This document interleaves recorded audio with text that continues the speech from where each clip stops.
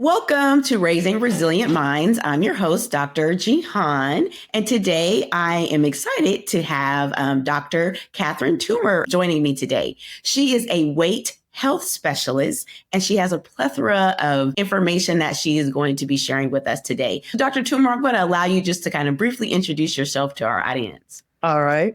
I am Dr. Catherine Toomer. I'm a family medicine and weight health specialist, and I'm the founder of Total Weight Care Institute and also the founder of the recently created Your Light Wellness and Weight Care Doctors Group. And essentially what I do is a lot of providing access, acceptability, or just acceptance and advocacy around the treatment of weight care and the understanding that weight health and our health are connected.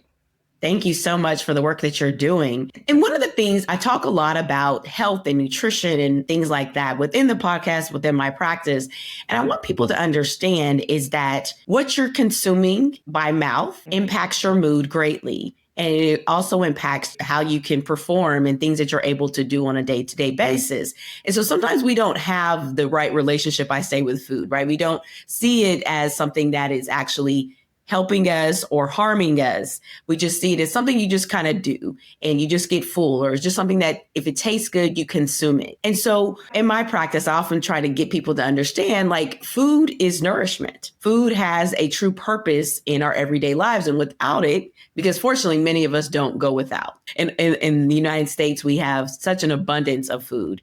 And so how do you approach patients who may have complex relationships with food is what I like to say? Well, usually I go for the cause. Usually when people have a complex relationship with food, it doesn't happen in a vacuum. It just doesn't develop overnight. So there's usually something from childhood, something from a relationship of some type that influenced or some connection, emotional connection to food and vice versa. Our emotions then affect our food choices as well. And so essentially it's just looking for the cause. Without understanding and finding the cause, all we're doing is just putting a Band-Aid on the symptoms. No, definitely. And I think that many parents don't notice that about their children. They'll say, oh, they're just greedy. And I'm like, no, they're sneaking food at night for a reason. And the question is, if you fed them a good dinner, why are they sneaking? Why are they craving certain things? And I recently did a little post talking about cravings because I'm one of those people that had those as a child. Like I would just crave certain foods, but then realize I was lacking more water. I needed to increase my water intake, or just the combinations of foods and things that I needed to consume to help with some of those cravings of carbs and things. I used to bake. My grandmothers were bakers. And as a kid, I used to bake biscuits and pies and all this stuff. And then I would eat it because there was nobody else eating it. And so it was one of those things that I try to have families understand very early on, is to not just, of course, put a negative connotation on it. Like you just sneak all the food at night. But why are you sneaking the food? And what are some of the things that you may see of why people wake up and do that? Okay. Usually it's emotional. Rarely is it nutritional. We will crave certain things because we need the nutrients that are in those food. And just like you mentioned, sometimes we eat in order to, because we're dehydrated. And so our body mistakes thirst for hunger. And so we'll eat, or especially we'll go after the things that are juicier because they often add hydration. But yes, if we're deficient in certain vitamins and certain minerals, our body will crave the things that are high in those things. But generally, when it comes to sneaking food and certain behaviors around food, particularly carbs, it is a stress reaction. It usually means that the brain that controls our behavior, the brain that controls our body signals around food, is being affected by the fact that glucose, the one signal that gets into those cells, is being blocked by something. The most common reason that blockage happens is insulin resistance. And the reason that insulin resistance most commonly happens is because of stress. And so usually it's a cortisol hormonal reaction to stress that then leads to those behaviors around food. And that's what we hear, right? All the time is, I'm stressed out. Let me go get some ice cream. I'm stressed out. Let me go get XYZ sweet. And even with our children and things like that, it's often just sweets and things like that. It's sad to me sometimes because these aren't things that are necessarily taught early on. As a pediatrician, this is a lot of knowledge that I've had to go and get wasn't necessarily something, I don't know if you learned it in family medicine residency, but we didn't really learn a lot around nutrition and food and emotional eating and things like that. But it's one of the biggest things that I see.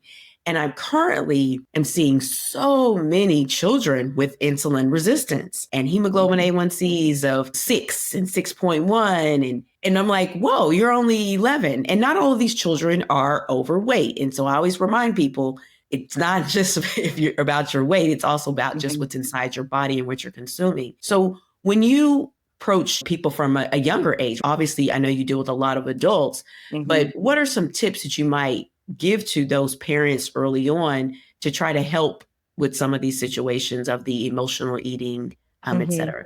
Children are reactive, rarely proactive. They also mimic what they see. So the best way to change a child's behavior is to model that behavior. Telling a child to do something when they don't see you doing it is not very effective. Children are extremely astute at seeing hypocrisy. So if you tell a child to do something and they don't see you doing it, that message is not going to get through. And so the best way to change a child's behavior is to change our own. No. And that's it. I mean, and then even if they don't change right away, because it's often years in the making, it's going to be years in the unmaking. So maybe they may not do it right away as teenagers when there's peer pressure and there's other things going on. They may not do it right away. But when they're adults, they'll remember those lessons and they'll revert to those lessons when their brain is fully formed and they're mature and they understand. They start noticing that they're not feeling the way they want and recognizing that they have control over how they feel. Then those lessons that they saw growing up will then kick in. And so the main thing is to not punish. There should be no punishment around food and food behaviors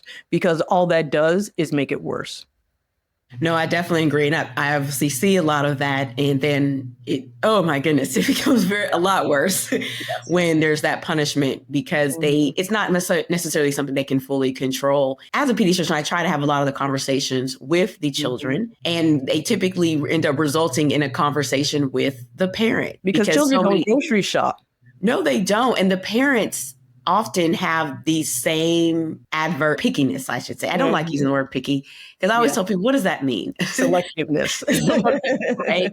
And everyone says, oh, he's picky. And I'm like, what does that mean? No, a lot of people don't like asparagus. That doesn't mean whatever might be the case. Recently, I had a family and we were going through everything and they were really understanding it. And then the dad kind of looked at me. He said, I can't eat vegetables. And I was like, oh, wow. He was like, you don't understand. I grew up eating everything fried, everything. No one cooked a vegetable in my house. So you're asking me to eat vegetables, but I actually can't. And I'm like, oh my goodness, we have to help you work through this blockage that you have, this mental block, this relationship that has been altered for all of these years so that you can actually not be a hypocrite in the sense of asking your children to consume it, but you can't actually eat it. And so I've been stepping back a lot and realizing how much we have to first ask the parents, is this something that you would consume? Or what are your eating habits a little bit like without, prodding too much? But that helps you to better understand because unfortunately, we're not going to be able to make a lot of dents in these epidemics of, insulin resistance and type 2 diabetes and obesity and metabolic syndrome and all these other things until we're able to actually meet people where they are. Exactly. And that's by asking those questions. And then also, unfortunately, we live in a country where we have industrialized food production. So the nutritional value of our food, like I always say, we have very pretty food with very little nutrition in it. And the other is that there's additives. When our body encounters a chemical, it doesn't know what to do with it because it's not natural. Our natural inclination is to store it as fat until we can figure it out. And they're also hormonal disruptors. So you have these chemicals in food that change hormones. Hormones are directly related to food behaviors. It's just this vicious cycle of it's hard to find decent food, even when you can afford it, which many people cannot. And assuming they don't live in a food desert and they're not growing their own, it's very difficult to find nutritional food without a lot of instruction on how to go about doing it. And so, a lot of it is education. It is. It's very sad because people will try and they're thinking that they're doing better, and you realize that the food, like you said, unfortunately, the United States has over the years has removed nutrition from our food supply, which baffles me how that's legal, but it is. And it's legal here, but not in other countries. A lot of our food is not legal in other countries. And in Europe, they banned so many of these chemicals, these these endocrine disruptors. And as a pediatrician, I'm seeing so many children impacted by them. It's actually scary. I just had a 4-year-old with pubic hair. Yeah, wow. And of course, we're working it all up, but most of these workups are benign. We're not showing pituitary tumors, or we're not showing other tumors or things, adrenal tumors that would be causing this. And endocrine is like, we'll just continue to monitor them. Yeah. And my question is always, how is this going to impact them later in life? Whereas maybe right now, they'll just be the bigger kid in the class. But is this going to impact their fertility later on? Is this going to impact other things? Is this going to trigger osteoporosis? I don't know. I'm just thinking of all these hormonal things, and we're seeing it at such a young age. And it's coming from our plastics, from food additives, of course, but just, chemicals in our environment. And our air. Exactly. And without scaring people, because they're like, well, you have to eat, you have to put on clothes, you have to breathe. Yes. But at some point, we have to start saying to our government officials and other people, like, hey, we deserve quality. We're paying for it. So we deserve that as well. And it's becoming an epidemic. It's so It is bad. an epidemic. It is. I mean, that I just sit back and I'm like, I've been at it now for about 15 years. And just seeing the changes in 15 years. Yeah. For me, it's been 25. And I'm sure you've seen so much. It is. I, early in my career, never saw a case of type 2 diabetes in a child, not once. My husband, who's a radiologist, says that there are scans that he looks at that used to be, you'd only see in a 70-year-old who he's now seeing in 20-year-olds, like the amount of plaque. Yes, in the brain. And just in the arteries. They know it works. My father was one of 9 men in his family, all of whom died before the age of 60, except him. Wow. He lived to 90. And the only reason is because my mother took charge of his eating. That was it. And that's the only difference because they have the same genetics. The only difference was he went from never touching a vegetable to eating, pretty much becoming almost vegetarian.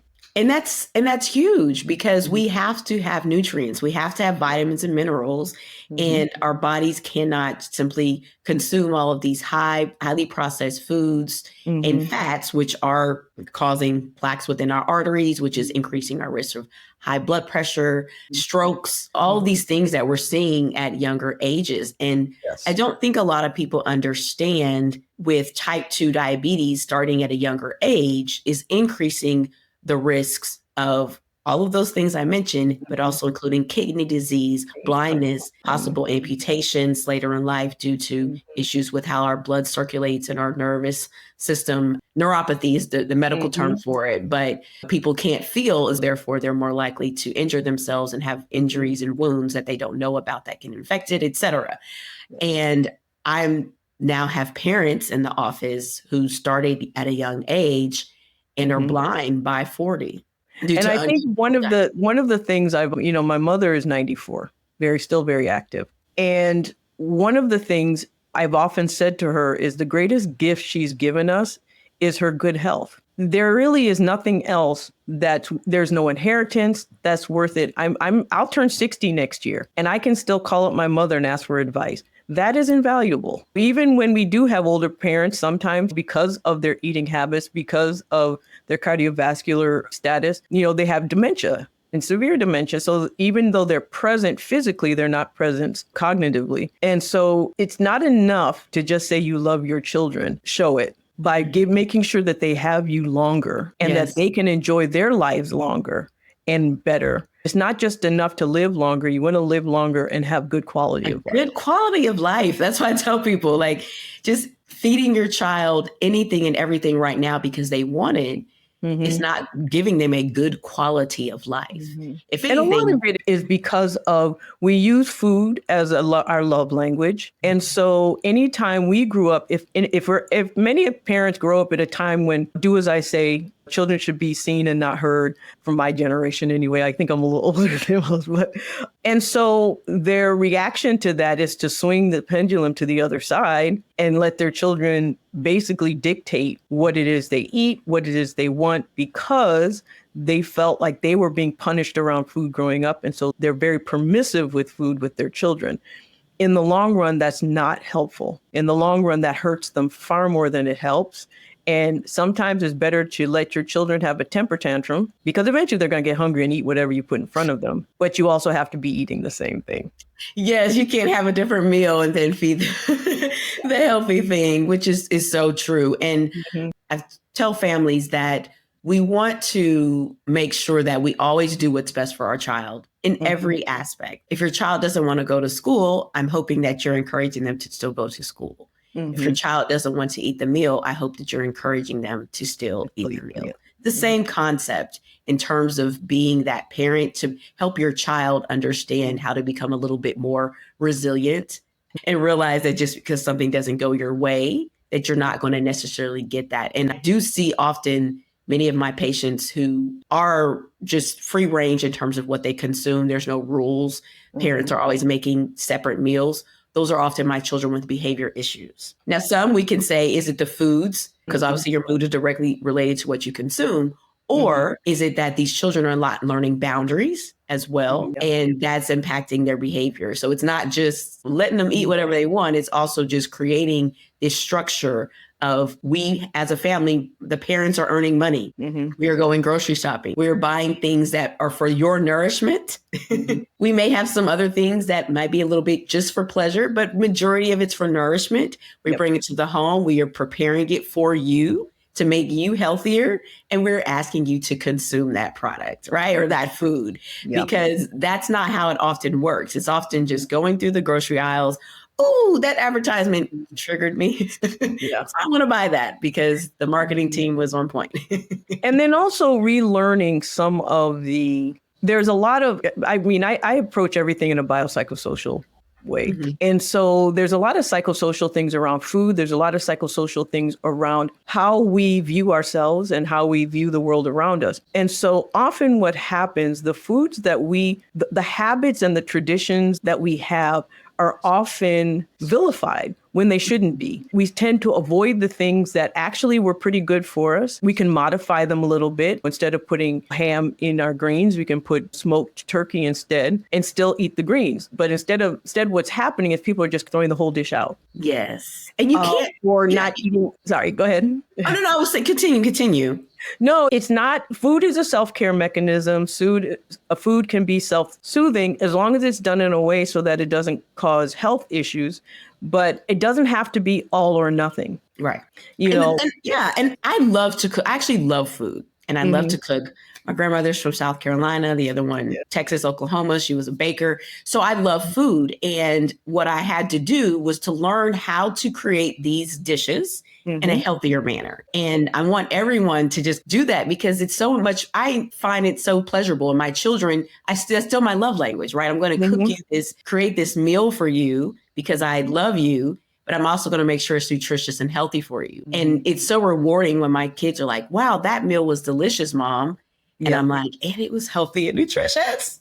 I know. There's something very psychologically validating, very valid to provide a healthy meal. So one of the things that I often do and have always done this is I make extra of everything and then freeze part of it. So on those days that I'm just tired, I don't feel like cooking, I can just pull something out of the freezer that I know is nutritious. Beans freeze very well. And it's high in protein, high in fiber, high in nutrition. So I have every bean known to man frozen in my freezer.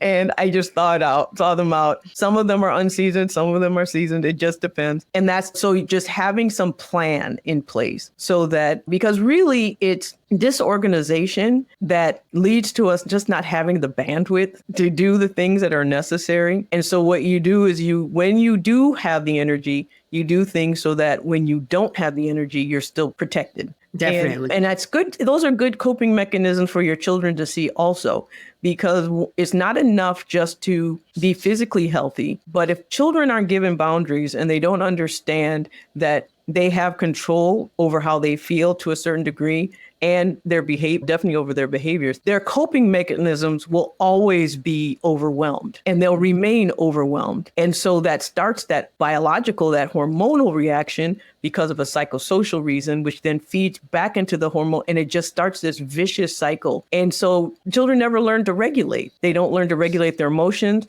They don't learn to regulate essentially their hormonal status. Right. But they have to see it. They have to experience it in order and be rewarded for it in order for it to hold and stick and then remain for the rest of their lives. And I just want to reiterate that the importance of finding some sort of organization within our households. Mm-hmm. And that could also be meal planning. Some families where they really struggle with, oh my God, it's 6, what are we going to eat? Is involving the children. Everyone pick a night where we're going to go to the store. We're going to shop. We may prep the stuff in advance. If you have older children, they can actually prepare the meal.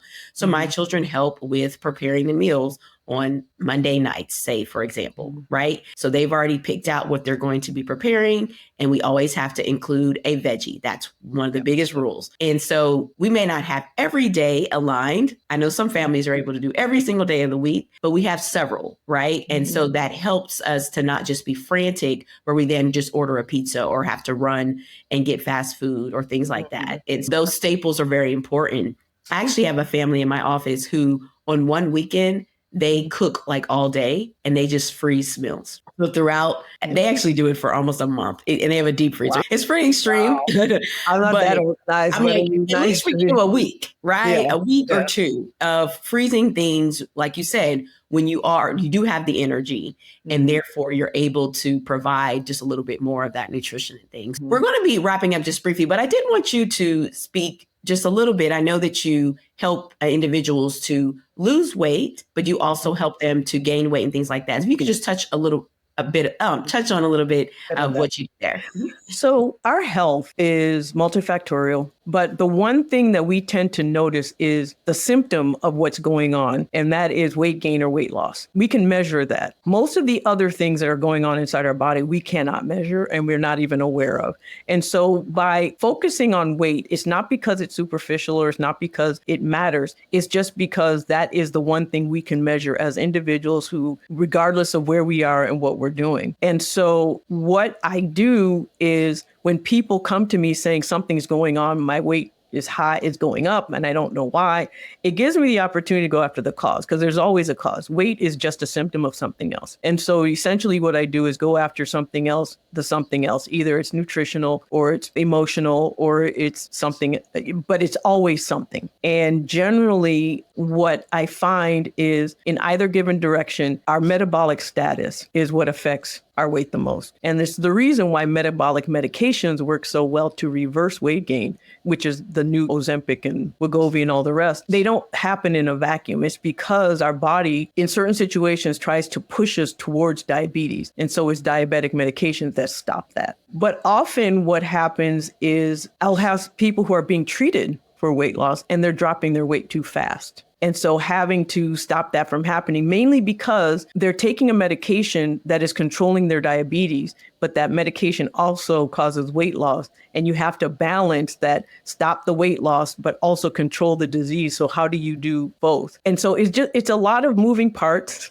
But it's important to pay attention to all those parts because they're interconnected, and you have to pay attention to the biology, the psychology, and the social impact for every single human condition there is. Yes, no, definitely. So we appreciate that. And if people would like to find you or work with you, how can they do that?